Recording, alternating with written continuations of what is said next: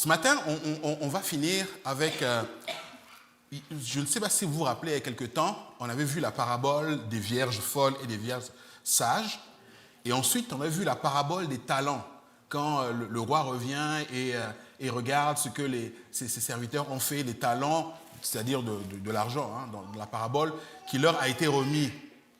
Et dans ce chapitre 25, il est spécial dans Matthieu, parce que c'est là où Jésus finit, en gros, l'enseignement qu'il a donné.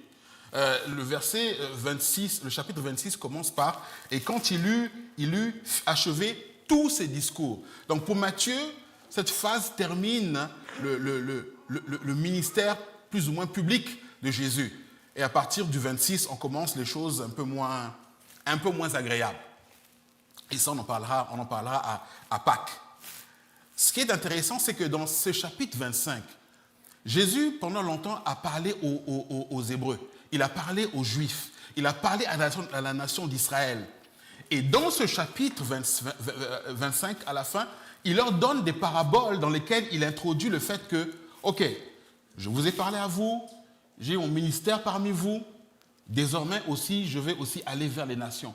Et on a des paraboles ici qui incluent les nations étrangères, toutes les autres nations de la terre qui ne sont pas Israël. Et ce dernier enseignement-là ne fait pas exception dans ce chapitre. On va le lire ensemble. Matthieu chapitre 25, à partir du verset 31. Lorsque le Fils de l'homme viendra dans sa gloire avec tous les anges, il s'assiera sur le trône de sa gloire. Toutes les nations seront assemblées devant lui. Il séparera les uns d'avec les autres. Comme le berger sépare les brebis avec les boucs. Il mettra les brebis à sa droite et les boucs à sa gauche. Alors le roi dira à ceux qui seront à sa droite, « Venez, vous qui êtes bénis de mon Père, prenez possession du royaume qui vous a été préparé dès la fondation du monde. Car j'ai eu faim et vous m'avez donné à manger. J'ai eu soif et vous m'avez donné à boire. J'étais étranger et vous m'avez recueilli. J'étais nu et vous m'avez vêtu. J'étais malade et vous m'avez visité. J'étais en prison et vous êtes venus vers moi. » Les justes lui répondront, « Seigneur, quand avons-nous vu avoir faim et t'avons-nous donné à manger? Ou avoir soif et t'avons-nous donné à boire? Quand avons-nous vu étranger et t'avons-nous recueilli? Ou nu et t'avons-nous vêtu? Quand avons-nous vu malade ou en prison? Et sommes-nous allés vers toi? » Et le roi leur répondra, « Je vous le dis en vérité, toutes les fois que vous avez fait ces choses à l'un de ces plus petits de mes frères, c'est à moi que vous les avez faites. » Ensuite, il dira à ceux qui seront à sa gauche, « Retirez-vous de moi, maudits, allez dans le feu éternel qui a été préparé pour le diable et pour ses anges. Car j'ai eu faim et vous ne m'avez pas donné à manger. J'ai eu soif et vous ne m'avez pas donné à boire. J'étais étranger et vous ne m'avez pas recueilli. J'étais nu et vous ne m'avez pas vêtu. J'étais malade et en prison et vous ne m'avez pas visité. » Ils répondront aussi, « Seigneur, quand avons-nous vu ayant faim ou ayant soif ou étranger ou nu ou malade ou en prison et ne t'avons-nous pas assisté ?» Il leur répondra, « Je vous le dis en vérité, toutes les fois que vous n'avez pas fait ces choses à l'un de ces plus petits, c'est à moi que vous ne les avez pas faites. Et ceux-ci iront au châtiment éternel, mais les justes iront à la vie éternelle. » Je prie ce matin que le Seigneur nous ouvre l'intelligence pour que nous puissions comprendre ce qu'il nous dit à chacun en tant que personne, mais aussi en tant qu'Église, et qu'il nous donne de comprendre au-delà des mots qui seront prononcés. Je le dis souvent ici, je suis convaincu que 80% de ce qui rentre dans le cœur ne vient pas de ce que le prédicateur prononce. Ça vient de ce que l'Esprit Saint inspire, même 90% même, allons, réellement. Je ne sais pas si vous l'avez déjà expérimenté, je pense que vous l'avez déjà expérimenté, que Dieu vous parle particulièrement, même quand le prédicateur dit autre chose, on dirait que le Seigneur vous dirige vers une chose. Donc je prie ce matin que Dieu nous ouvre l'intelligence pour que nous comprenions ce qu'il veut nous dire à nous, personnellement et en tant qu'assemblée. Une des choses à dire ici, parfois ce passage a été pris pour pour un peu pousser les chrétiens, c'est un peu comme la parabole des talents, pousser les chrétiens à l'action. En disant, vous savez, si vous n'œuvrez pas, si vous ne travaillez pas assez, c'est ce qui vous attend, c'est le lac de feu. C'est comme la parabole des talents. Dieu a distribué des talents, des dons. Si vous ne les utilisez pas, le roi sera fâché, vous mettre à la porte. Je l'ai dit la dernière fois ici, c'est mal comprendre. Premièrement, à qui il s'adresse, et deuxièmement, le but de ça. Ici, Jésus ne parle pas du jugement de l'Église. Il n'est aucunement question ici de l'Église. D'ailleurs, il le dit au début. Il dit, les nations seront rassemblées devant lui. C'est ici le jugement des nations. Et c'est intéressant parce que Jésus dit que quand il reviendra avec tous les anges, et quand il écrit aux Colossiens, Paul leur dit ceci. Il leur dit, quand Christ, votre vie, paraîtra, alors vous paraîtrez aussi avec lui dans sa gloire. Jésus ici ne mentionne pas les rachetés qui paraîtront avec lui. Mais nous savons par les Écritures que nous paraîtrons aussi avec lui quand il reviendra pour juger les nations. Ceux qui ont mis sa foi en lui, ceux qui ont cru en lui pour le salut, pour le pardon de leurs péchés, ceux qui ont cru en lui, qui ont cru que quand il est mort sur la croix et quand il est ressuscité, il est mort aussi pour moi. Et il est ressuscité pour que moi, je sois déclaré juste devant Dieu. Ceux qui ont de tout leur cœur cru cela et mis leur foi en lui, ceux-là reviendront avec lui. Quand il reviendra, parce qu'ils sont passés, la Bible dit, ils sont passés de la mort à la vie. Ils sont passés du jugement à la justice. Ce qui est intéressant ici, c'est Jésus dit plusieurs choses. Et aujourd'hui, 2000 ans après, il y a des choses qui nous passent par-dessus la tête. On ne comprend pas très bien parce que certains mots nous sont étrangers. On les utilise différemment.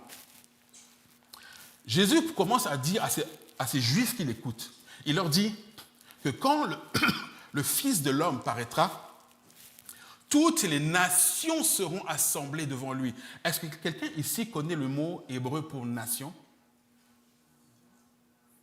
C'est singulier ou pluriel? Vous l'avez certainement déjà entendu. Est-ce que vous connaissez le mot goy? C'est un goy. Ou goïm. Aujourd'hui, ce mot, il signifie non-juif pour les juifs. Il utilise ce mot goïm. Il utilise un peu, bon, on va s'avouer, hein, c'est un peu péjoratif. Okay? C'est un peu péjoratif, mais c'est ça, les nations goïm. À son époque, Jésus lui parlait araméen. Bon, en araméen, c'est le même mot. Il y a une différence, goya, mais c'est la même racine. Les autres comprennent que, quand il nous parle, il ne parle pas ici d'Israël qui sera rassemblé, il parle de toutes les autres nations de la terre qui seront à se rassembler devant lui. Et eux, c'est quelque chose qu'ils comprennent très bien. Et au passage, Jésus, avant l'heure, annonce que son enseignement, son évangile, son message sera annoncé à toutes les nations. Et ça, les Juifs le comprennent quand il leur dit ça. Pourquoi? Parce qu'il dit que toutes ces nations-là, parmi elles, il y en a qui feront du bien à l'un de ces petits de mes frères. Ça veut dire que ses frères, ou ses sœurs éventuellement, c'est le même mot, on dit frère masculin, mais c'est frères et sœurs, seront répandus au travers de toutes les nations. Et ça, il l'annonce ici, bien avant le mandat où il dit « Allez par le monde et faites des nations de disciples ». Il l'annonce ici clairement, que je serai annoncé parmi les nations. Et le jugement qu'il apportera parmi les nations, ce ne sera pas sur une base théologique, ce ne sera même pas sur une base religieuse, on le voit ici. Ça ne va pas être, bon, ben, dis-moi, est-ce que tu crois en la doctrine de la transsubstantation de l'Église catholique romaine? Ce sera aucunement sur cette base-là. Il le dit ici, le jugement, son jugement du roi sera simple. Qu'avez-vous fait? Qu'avez-vous fait, vous, et qu'avez-vous fait au mien? Le jugement sera très simple. On voit ici, parmi les nations, de ceux qui sont qualifiés de brebis, qui sont à lui, et qui finalement héritent du salut. Et on voit ici, parmi ceux des nations, certains qui sont qualifiés de boucs. J'en ai parlé plusieurs fois ici, de boucs et puis de brebis, je pense que j'en ai parlé deux ou trois fois. Les boucs et les brebis n'ont pas du tout le même comportement. En tant qu'animal, ils n'ont pas le même comportement. Une brebis mange là où elle est. Là où tu la mets, elle mange là. Elle reste là, elle broute là. Si tu la laisses dormir là, elle va dormir là. Elle ne rentrera pas à la brebis, elle va se perdre là. Les boucs sont plus, et les chèvres sont plus indépendantes. Hein. Elles mangent tout ce que tu les lâches, elles vont tout manger. Tu laisses sur une montagne, elles vont monter sur la montagne, elles vont tout manger, elles vont tout raser. Elles sont plus indépendantes que les brebis. Et d'ailleurs, au passage, hein, je ne le savais pas, mais je l'ai appris, il n'y a pas de croisement. On ne peut pas croiser un bouc et une chèvre et une brebis. Les deux espèces ne se croisent pas. Les unes sont des caprins, les autres sont des ovins. Ça ne se croise pas. Je ne connaissais pas ça, je ne savais pas ça. Mais il n'y a pas de croisement possible entre ces deux espèces-là. Est-ce que vous vous rappelez quand nous avons parlé de la descendance de Caïn et la descendance de Seth, qu'il n'y ait aucun croisement entre les deux? Il y a un peu cette image-là qui revient. Il n'y a aucun croisement naturel entre les deux. Soit on est l'un, soit on est l'autre. Les brebis ont une attitude qui est particulière. Les brebis, elles ne comprennent pas la récompense que lui donne le maître. Pourquoi? Elle ne comprend pas la gratitude du maître. Il n'y a rien là, j'ai juste fait ce que je devais faire, c'est j'ai vu telle personne dans le besoin ou j'ai vu tel besoin, je l'ai fait. J'ai aidé telle personne parce que la question ne se pose même pas. La brebis ne comprend même pas que le maître soit satisfait et de la gratitude, ça la dépasse. Le bouc, la chèvre en l'occurrence, elle c'est le contraire. Elle ne comprend pas, elle s'indigne du reproche du maître. C'est deux attitudes totalement différentes. Je ne sais pas si vous avez déjà vu ça, mais dans l'église, on voit tellement cette attitude. De l'extérieur, on voit des gens qui sont... Toi, tu vois que la personne est consacrée. Toi, tu vois que la personne... Mais quand tu parles avec la personne, elle va te dire « Ah, je suis tellement poche. Je pourrais en faire tellement plus. Je pourrais être tellement plus. » On doute de soi. Pourquoi? Parce qu'on connaît le Maître, on connaît le Seigneur, on connaît comment il est grand, on sait comment il est gracieux, on sait à notre niveau comment il aime. Et quand on se compare, on dit waouh, j'ai encore pour reprendre une expression qu'on a au Québec ici, des croûtes à manger. J'en ai encore, et plein. Mais le bouc, lui, les boucs, c'est différent. Pour la brebis, rien ne lui est dû. Pour le bouc, rien ne peut lui être refusé. C'est anormal. Mais aujourd'hui, si cette parole a été adressée à Israël, et lui parle des autres nations, nous, en tant qu'Église, elle nous est utile aussi. Il y a un enseignement que nous, personnellement, on peut tirer de ça. C'est quoi cet enseignement-là? Moi, quand je lis ça, j'ai l'impression d'être encore enfant. Quand ma grande sœur se fait gronder, pour reprendre un terme plus... Aujourd'hui, on ne bat pas ses enfants, se fait gronder parce qu'elle n'a pas fait la vaisselle. Et là, elle te fait gronder devant moi. Et moi, pendant ce temps, je sais que je n'ai pas vidé la poubelle. Mais sauf que les parents n'ont pas remarqué que la poubelle était encore à faire. Des fois, quand on lit ça, on a un peu ce sentiment-là de dire « Oh, voilà ce qui est reproché aux nations. » Mais est-ce qu'on ne peut pas s'empêcher de se demander, est-ce que nous, c'est quelque chose qu'on pratique? Est-ce que c'est quelque chose qu'on fait? Ce qui est exigé peut être exigé du monde. Le Seigneur ne peut pas exiger moins de l'Église. Et souvent, quand on lit les enseignements de Jésus, des fois, il exige des choses qui sont « Il vous a été dit, mais moi je vous dis. Œil pour œil, dent pour dent, mais moi je vous dis. Aimez vos ennemis. Priez pour ceux qui vous maltraitent. » Ouais. Aimez vos ennemis. Et pas juste « Oh, laisse faire. Regarde ailleurs. C'est pas grave. » Non. Pardonne et aime-les. C'est fou. Et ici, ça ne déroge pas. Même si la parole ne le dit pas directement, ce qui est exigé du monde, des gens du dehors, le Seigneur, il exige encore plus de nous. Et quand on lit les épîtres, quand on lit les lettres des apôtres, Pierre, Jacques, quand on lit Paul, ça va beaucoup plus loin que ça. Ce qui est exigé de nous, il dit ça va beaucoup plus loin. Et pourquoi? Il dit, c'est parce que vous en êtes capables. J'ai mis mon esprit en vous pour vous rendre capables, pour nous rendre capables. Ce n'est pas un poids, un fardeau qui nous écrase, qu'il met sur nous. C'est simplement à cause de la nature, à cause de ce que vous êtes, faites ce qui est conforme à ce que vous êtes. Je ne vous demande rien de ce qui est étranger à votre nature. Je vous demande simplement d'obéir à votre nature et de faire ce qui est conforme à votre nouvelle nature. Vous m'avez donné à manger, vous m'avez donné à boire, vous m'avez recueilli, vous m'avez vêtu, vous m'avez visité, vous êtes venu vers moi. Aucune de ces choses, ou très peu, ne se fait à l'église. Je répète encore, aucune de ces choses, ou très peu de ces choses, ne se fait dans le bâtiment, à l'intérieur du bâtiment. Je n'ai jamais vu quelqu'un rentrer nu et puis réclamer des habits. Ça va être bizarre. Le premier réflexe, ça serait d'appeler la police.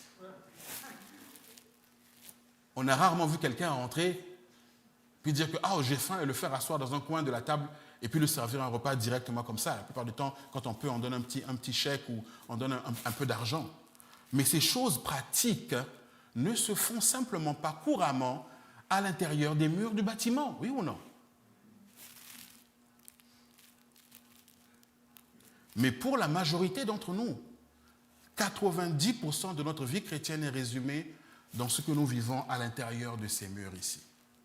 Le dimanche matin, et parfois en semaine, quand on a le groupe des hommes, samedi, à 9h,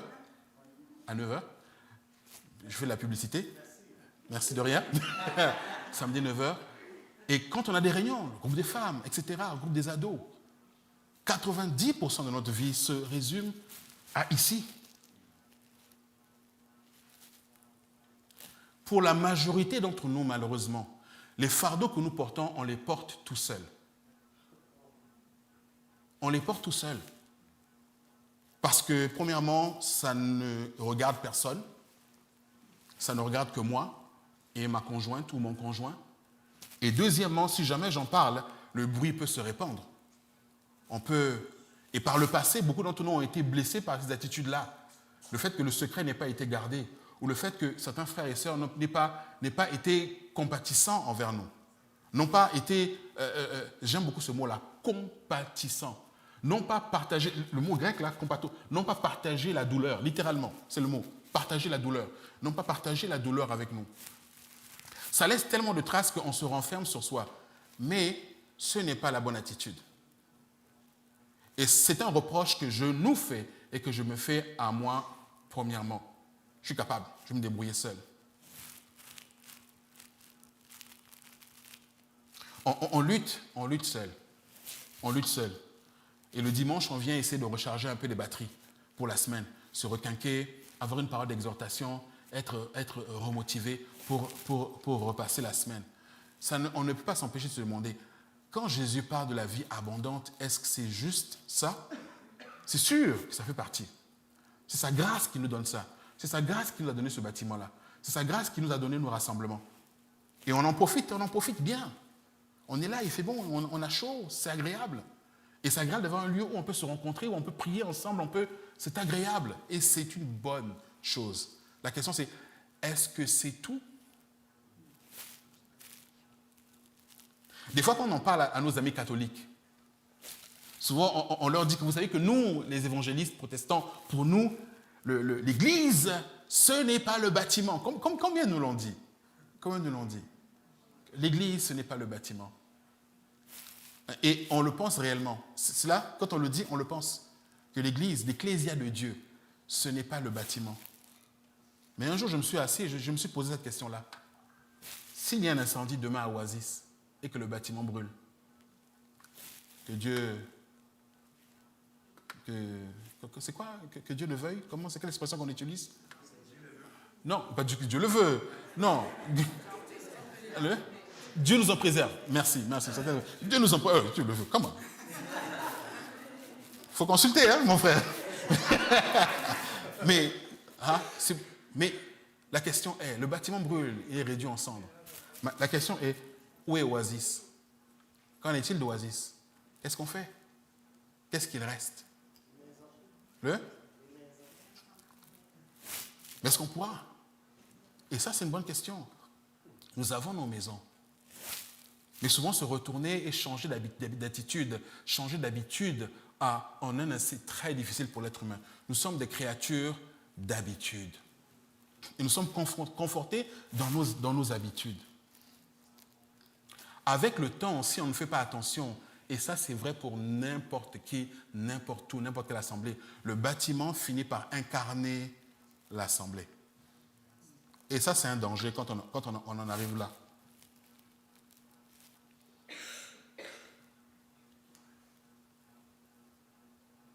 Les brebis ici, Jésus lui dit que je suis le bon berger. On connaît tous ce verset au chapitre 10 de Jean. Je suis le bon berger donne sa vie pour ses brebis. Et ici, ces brebis, étrangement, agissent conformément à leur nature. Et le berger les reconnaît. Rien de spirituel, rien de théorique, rien de théologique, juste du concret. Vous m'avez donné à manger, vous m'avez donné à boire. Vous m'avez recueilli, vous m'avez visité, vous êtes venu vers moi. C'est juste du terre à terre. Ça me rappelle, cette parole-là, elle est tellement puissante qu'on ne peut rien lui opposer. Les brebis, après, ont la bouche fermée. Et même les boucs aussi ont la bouche fermée. Pourquoi? Parce que c'est un fait. C'est très simple. C'est comme cet homme-là qui était aveugle de naissance et qui vient devant le Sanhédrin, qui vient devant des hommes qui ont passé leur vie à étudier la Torah. Ces gars-là, je ne sais pas combien ils étaient, quarantaine, cinquantaine, je ne sais pas combien ils étaient. À eux tous, ils ont quoi? 1000 ans d'études de Torah. C'est des docteurs de docteurs de docteurs. Et ils l'ont amené pour discuter avec lui, pour le convaincre que cet homme-là qui t'a guéri, là, c'est un pécheur. Et il leur a dit juste une chose. Il dit, regardez, moi, vos théologies, vos théories, là, moi, j'en sais absolument rien. Tout ce que je sais, c'est que... Et maintenant, that's it. J'étais aveugle et je vois. Et aucun doctorat, aucun diplôme, ne peut rien contre ce simple témoignage. J'étais aveugle, maintenant je vois. Point final. Ils l'ont chassé. Ils n'ont rien d'autre à dire, ils l'ont chassé. Ils l'ont insulté, ils l'ont chassé. Le témoignage est simple, il est complet. Il n'y a rien d'autre à ajouter. Là, actuellement, je m'excuse de m'éloigner un tout petit peu d'habitude. Ce n'est pas mon habitude de prendre un peu cette parabole-là qui est annoncée et de la mettre un peu à notre sauce. C'est faire un peu violence au texte. Je n'aime rarement faire ça. Mais ça nous parle tellement. Ça nous parle tellement que je ne peux pas m'empêcher de parler de ça. L'année 2025, maintenant, tire à sa fin. Maintenant, l'année prochaine, 2026. La plupart des présidents français, comme le Premier ministre ou Legault certainement, au début d'année, il y a un discours pour parler de la fin d'année et puis motiver les troupes pour la nouvelle année. Vous regarderez sur Internet, si vous voulez, allez passer un petit temps, regardez n'importe qui, discours de Legault ou de Trudeau ou de n'importe qui.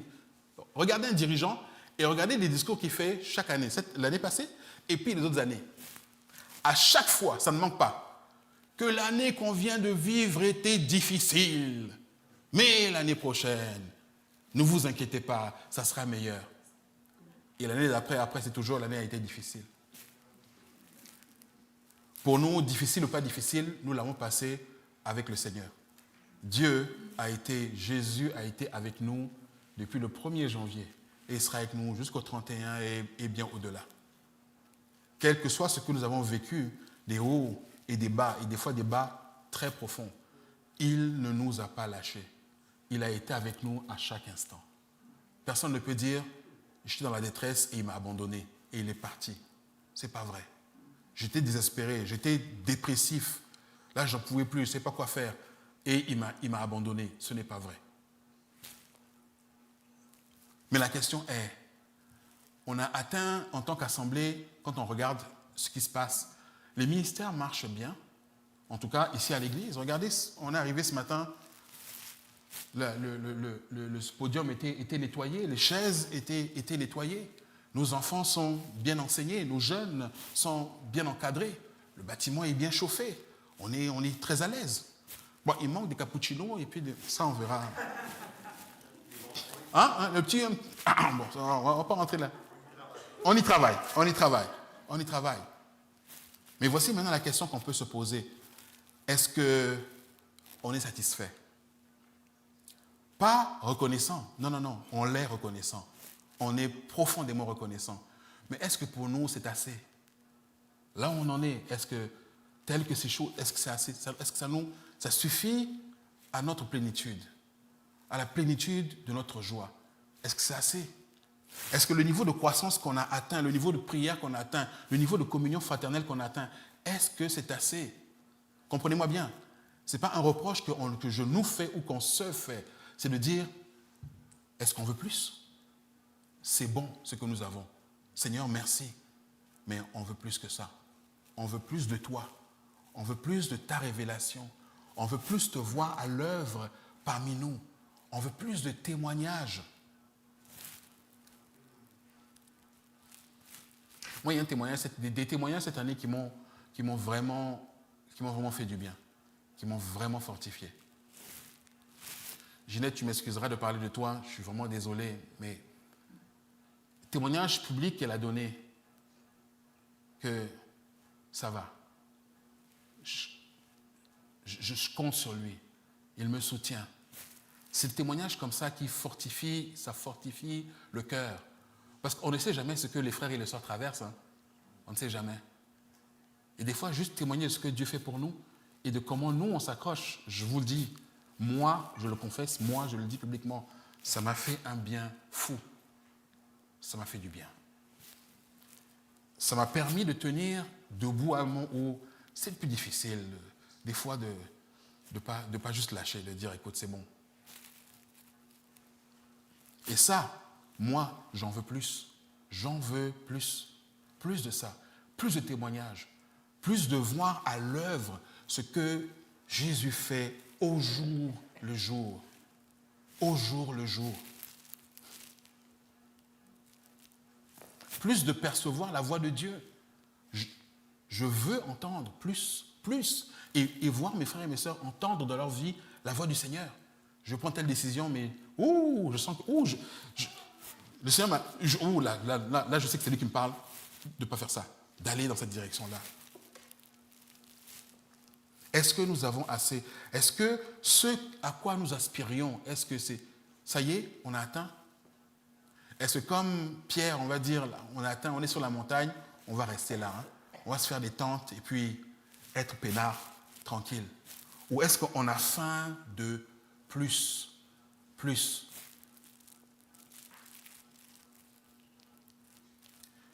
J'aime beaucoup cette image qu'on a dans l'Ancien Testament. Que si nos pots sont remplis, et si on n'a plus de pots vides à remplir, vous savez ce qui va se passer? Qu'est-ce qui va se passer? Qu'est-ce qui va arrêter? Exact. L'huile. L'huile s'arrête. L'huile ne s'arrête pas parce que Dieu est mécontent. Il ne s'arrête pas parce qu'il veut nous punir. Il s'arrête parce qu'on n'a plus de poids à lui présenter. Moi, je suis plein, ça va. C'est bon. Ce que moi j'ai là, that's it. Merci, au revoir. L'huile s'arrête. Nous prions tous les mercredis, nous prions pour le réveil. Nous prions pour voir l'œuvre de Dieu. Nous prions pour voir Dieu à l'œuvre, pour voir Dieu bouger. Quels sont les pots que nous lui présentons? Concrètement, quels sont les pots de ma vie pour dire, ça là, ici, là, je veux, Seigneur, remplis. Remplis ce pot de ma vie. Remplis-moi. Remplis-moi de ton esprit. Pourquoi est-ce que le matin, je prie, je veux avoir une direction claire. Je veux t'entendre au travers de la parole me parler à moi. Je veux que tu me guides. Je veux te voir à l'œuvre. Tu es un Dieu de miracles. Nous, en tant que baptistes, dès qu'on parle de miracles, ça nous donne de l'urticaire. On commence à se gratter. Parce qu'on n'est pas très à l'aise avec ces notions-là. Mais Dieu est un Dieu de miracles. Et c'est vrai. Et il en fait. Jésus est le même hier, aujourd'hui et éternellement. Il ne change pas. Et il en fait dans nos vies. Mais si notre pot est plein, on dit, moi ne rajoute pas, ça suffit, il n'y a rien à remplir. Un jour, nous serons avec lui. Un jour, cette parole que nous avons lue, nous la verrons se réaliser devant nos yeux. On verra le Seigneur juger les nations. Et nous serons étonnés de sa sagesse, étonnés de sa puissance, étonnés de ses paroles. On ne se lassera pas de l'admirer. On ne se lassera pas d'être comblé par lui. Mais maintenant, ici, en attendant, on peut être rempli. Et une fois qu'on est rempli, être rempli encore. Et être rempli encore. Ce matin, ce que j'aimerais que nous fassions, chacun de nous, c'est de réfléchir. Je m'attends à quoi? Pour l'année qui arrive, qu'est-ce que je veux? Réellement, vraiment. Concrètement, qu'est-ce que je veux de lui? Si je veux qu'il me laisse tranquille, on peut lui dire, hein, Seigneur, moi, ouais, reste là-bas, moi je reste là, c'est très bien. Tel que c'est comme ça, là, moi ça me va parfaitement. Je n'ai besoin de rien d'autre, je suis satisfait de ce que j'ai. C'est bon. On peut être satisfait. Mais si tu as faim, réfléchis à ce que tu veux.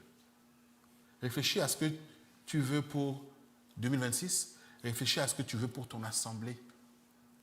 Comment j'aimerais qu'on soit? Et si Dieu te donne la réponse à toi, ça veut dire que il va falloir que toi, tu mettes la main à la pâte pour cet aspect-là.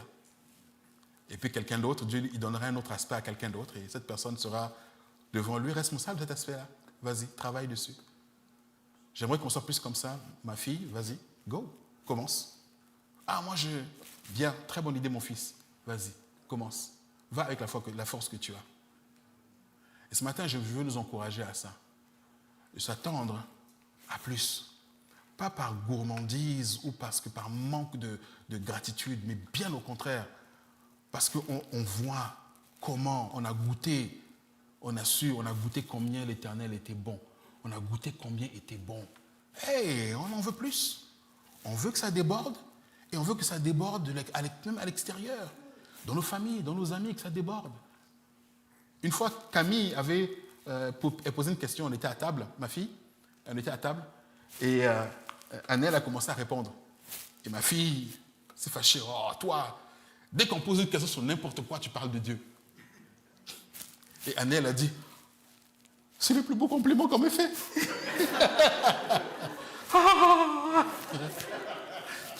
Non, mais Camille était fâchée. Mais pourquoi? Parce que ça déborde. C'est comme ça que ça se passe. Quand ça déborde, ça déborde. Ça déborde juste. On ne se force pas. Ça déborde tout seul. On a senti comment il était bon. Oui ou non? Vous m'avez déjà vu quand je fais une petite grillade là et que c'est bon? Vous m'avez déjà vu? Oh. Je vais utiliser l'expression de mon frère. Je ne peux pas. Mon ami. Non, ça c'est... Non. Quand c'est bon, c'est bon. Et on le fait savoir. Oui ou non? Attendons-nous au meilleur. On a goûté, on a juste goûté. On a senti combien l'Éternel était bon. Maintenant là, le vrai festin. Amen. Je vais appeler le groupe de louanges pour un dernier chant. Je suis désolé, ce matin c'était court. C'est pas très long. Ça nous laisse juste de quoi méditer dessus. Allons à la maison, prions. Et je vous assure, chacun d'entre nous ici, Dieu a quelque chose à dire à toute l'assemblée. Ne le gardez pas. Partagez-le. Vous avez une aspiration que Dieu vous met à cœur, partagez-la. 1, 2, 3, 4, partagez-la. Si il vous met une petite flamme, partagez-la et faites ça enflammer. Que tous ensemble, on travaille ensemble à la révélation commune que Dieu donne à chacun. Amen.